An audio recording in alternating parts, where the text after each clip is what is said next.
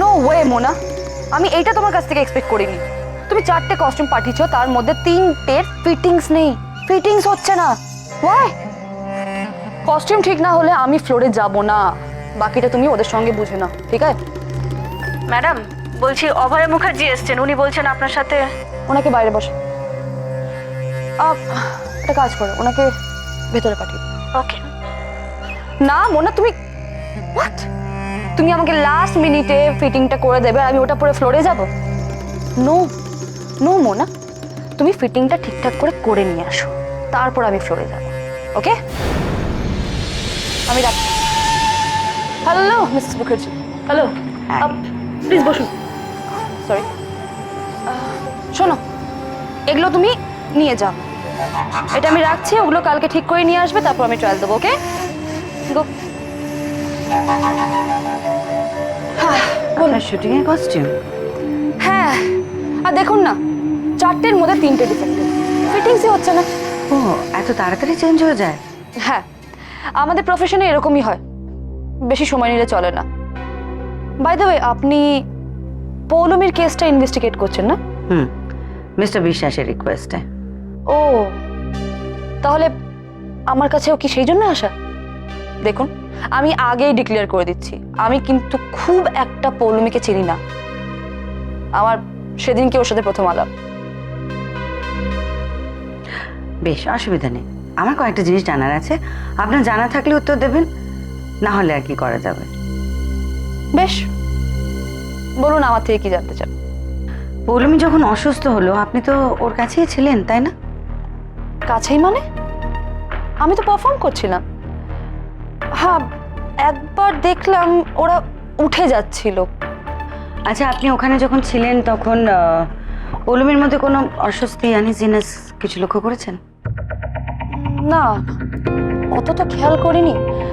আসলে কি বলুন তো, আমি যখন পারফর্ম করি না তখন আমি কোনো দিকে খেয়াল রাখি না, অনেকটা অর্জুনের মতো, পাখির চোখ ছাড়া কিছু দেখি না। আর ওরা ওখান থেকে উঠে যাবার পর? উঠে যাওয়ার পর আমি আমার পারফরমেন্স শেষ করলাম, তারপর দেখলাম মিস্টার বিশ্বাসকে খুব ব্যস্ত হয়ে কোথাও বেরিয়ে যেতে। তারপর আমি চেঞ্জ করতে চলে এসেছিলাম। তারপর কে একজন এসে বললো যে পৌলমীকে নাকি হসপিটালে নিয়ে যাওয়া হয়েছে। আমি আর ডিনার করলাম না, বেরিয়ে এসেছিলাম। মানে আপনি ওখান থেকে বেরোনোর আগেই পৌলমীকে হসপিটালে নিয়ে যাওয়া হয়েছিল?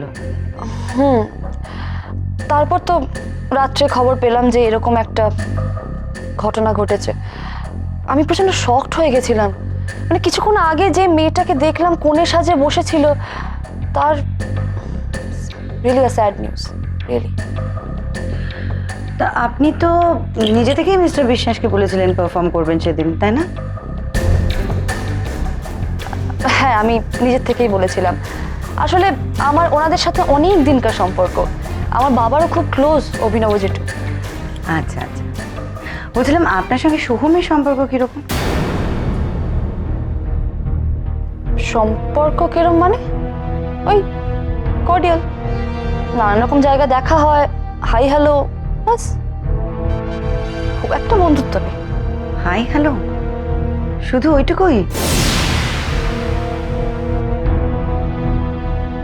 আপনি কি বলতে চাইছেন? আমি বলতে কিছু চাইছি না, আমি শুধু জিজ্ঞেস করছি যে আপনাদের সম্পর্কটা সত্যি শুধু হাই হ্যালোর নাকি তার থেকে আরেকটু বেশি? প্রেম আছে কিনা জানতে চাইছেন? এই তো ঠিক বুঝতে পেরে গেছেন। মিসেস মুখার্জি, ধরুন সোহম বিশ্বাসের সাথে আমার সম্পর্ক আছে, কিন্তু সেটা কি আমি আপনাকে বলবো? আর বলে এই ভুলটা করব যাতে আপনি আমাকে এই এন্টায়ার কেসটাতে আমাকেই সন্দেহ করেন? প্রশ্নটা একটু বোকা বোকা হয়ে গেল না? তাহলে বলছেন কোনো সম্পর্ক নেই, মানে একেবারেই নেই? না।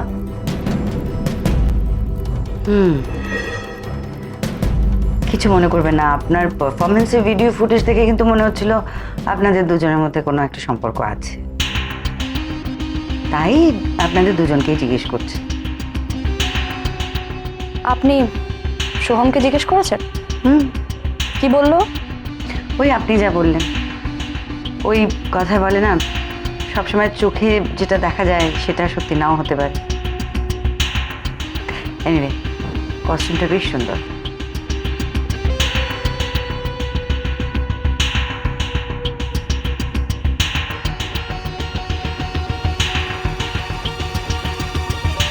মোনা আগরওয়াল না? আজকাল তো খুব নাম শুনি ওনার। মিসেস মুখার্জি, আপনার আর কিছু জিজ্ঞেস করার আছে? আসলে আমাকে একটু বেরোতে হবে। না না, থ্যাংক ইউ সো মাচ। আপনি এত ব্যস্ততার মধ্যে আমাকে সময় দিলেন, থ্যাংকস।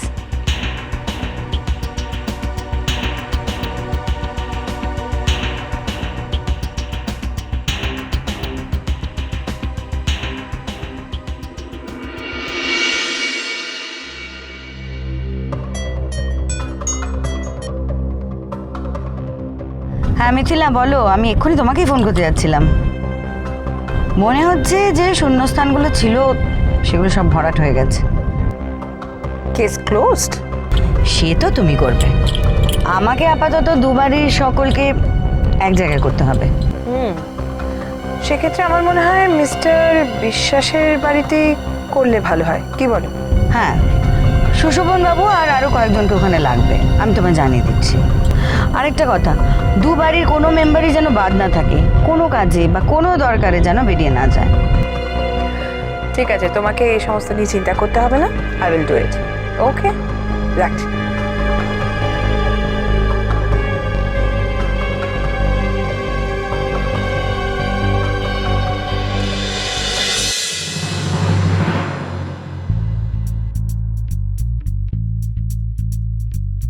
মিসেস বাগচি, একটা কথা আমি কিছুতেই বুঝতে পারছি না, আমাকে এখানে এভাবে ডেকে আনা হলো কেন? আপনার যদি সত্যি কিছু বলার থাক তাহলে তো আমার বাড়ি গিয়েও বলতে পারতেন। পারতাম, কিন্তু আপনার ওখানে গেলে আবার ওনার অসুবিধা হতো।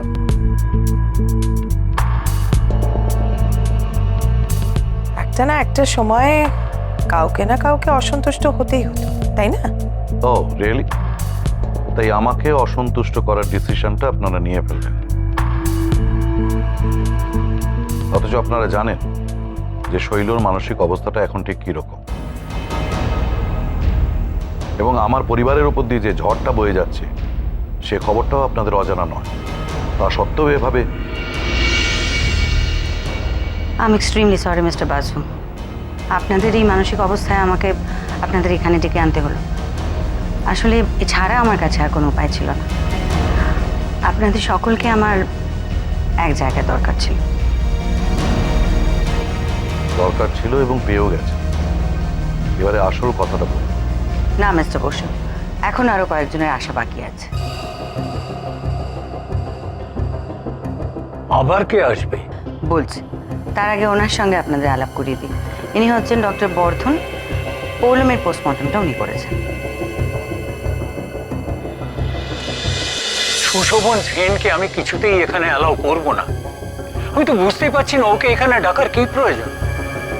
মিস্টার বিশ্বাস, আপনি নিজে আমাকে দায়িত্ব দিয়েছিলেন পৌলমীর মৃত্যু রহস্য সমাধান করতে। হ্যাঁ, তা দিয়েছি, কিন্তু তার জন্য ওকে ডাকার কি দরকার? ডাকতে হবে, কারণ আপনাদের প্রত্যেকের সন্দেহ সবসময় সুশোভন বাবুর দিকেই থেকেছে। তাই ওনার এখানে থাকা দরকার। প্লিজ এইটুকু কোঅপারেট করুন।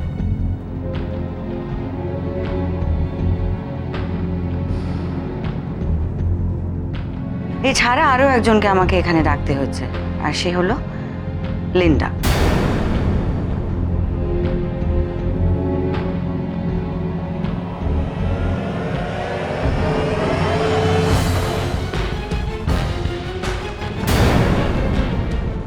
পৌলমী রিসেপশনের দিনে যে ব্লাউজটা পরেছিল সেটা পরীক্ষা করে আপনি কি পেয়েছেন? মিসেস মুখার্জি, আমার পরীক্ষা অনুযায়ী ওই জামাটাই পৌলমীর মৃত্যুর অন্যতম প্রধান কারণ।